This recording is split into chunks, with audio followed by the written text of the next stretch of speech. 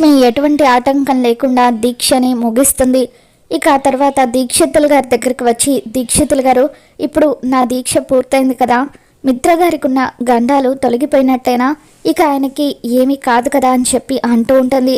ఇక దాంతో దీక్షితులు గారు, అమ్మ లక్ష్మి, నువ్వు దిగ్విజయంగా దీక్షని పూర్తి చేశావు కాబట్టి ఆ అమ్మవారి కృపా కటాక్షాలు నీకు ఖచ్చితంగా లభిస్తాయి. కాబట్టి నీ దీక్ష ఫలితం వల్ల మిత్రకు ఏమీ కాదు అని చెప్పి దీక్షితులు గారు అంటూ ఉంటారు.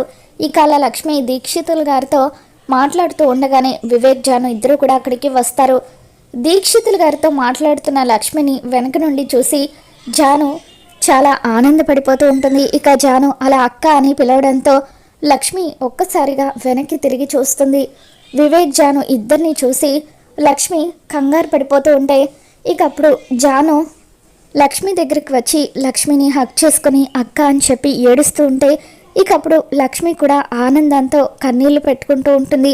ఇక వాళ్ళిద్దరిని చూసి వివేక్ కూడా చాలా సంతోషపడిపోతూ ఉంటాడు.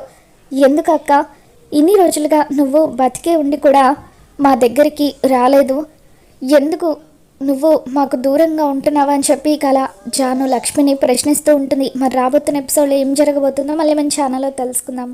వీడియో నచ్చినట్లయితే తప్పకుండా లైక్ చేయండి.